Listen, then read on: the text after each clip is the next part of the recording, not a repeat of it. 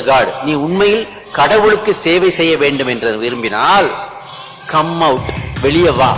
Go to the poor, ஏழைகளிடம் போ. Go to the disabled, உடல் பலவீனமானவரிடம் போ. உடல் பலவீன உதவி செய், அவர்களுக்கு சேவை செய். அப்படி செய்தால் நீ கடவுளுக்கு சேவை செய்தவனாகிறாய் என்று சொன்னது சுவாமி விவேகானந்தர்.